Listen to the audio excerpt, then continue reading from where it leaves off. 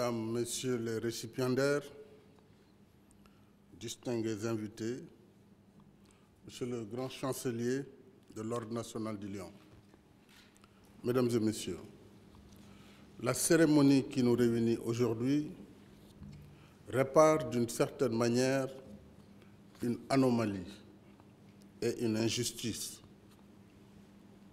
En effet, les membres du gouvernement et du Parlement ne sont pas éligibles dans nos ordres nationaux, du fait de leur statut. Aussi, de hautes personnalités politiques sénégalaises qui ont mérité de l'État et de la nation se retrouvent sans aucune décoration après des années de bons et loyaux services rendus à leur pays. Paradoxalement, ces mêmes personnalités, au parcours professionnel exceptionnel, sont souvent élevées dans les dignités étrangères. Et leur admission au grade de chevalier dans nos ordres nationaux, à la fin de leur activité, n'est pas à la hauteur des services qu'ils ont rendus à leur pays. Aussi m'a-t-il paru juste d'apporter des modifications dans nos textes pour rétablir l'équité dans l'attribution de nos distinctions nationales. Sans remettre en cause les dispositions du Code de l'ordre, communes à plusieurs grandes chancelleries à travers le monde et qui visent à éviter tout parti pris dans les décorations nationales. J'ai demandé dès 2012 au grand chancelier d'étudier cette question et voir comment corriger ces incohérences dans le respect des règles d'équité, de justice et d'universalité qui fondent l'ordre.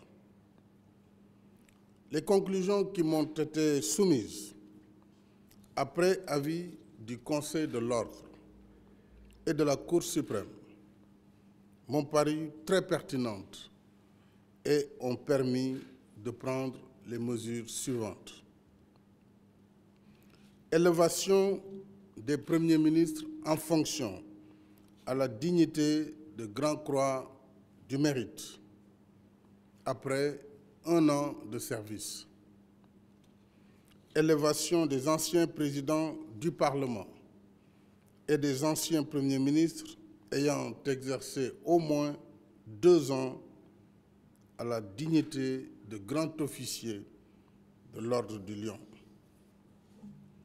Suppression des conditions d'ancienneté pour la nomination ou la promotion des anciens ministres et anciens députés ayant accompli au moins 2 ans de fonction ou un mandat.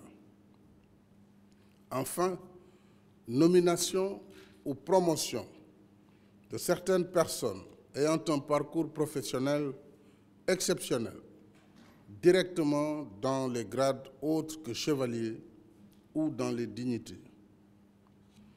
Toutes ces mesures concourent à rétablir l'équité et la justice dans le système de reconnaissance du mérite citoyen.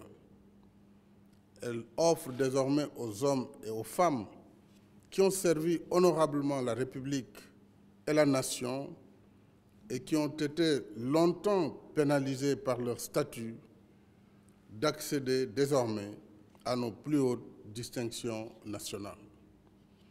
C'est donc avec un grand plaisir et une grande fierté que je préside ce matin cette cérémonie de remise de décoration à d'illustres filles et fils de la nation qui ont apporté leur pierre à l'œuvre de construction nationale.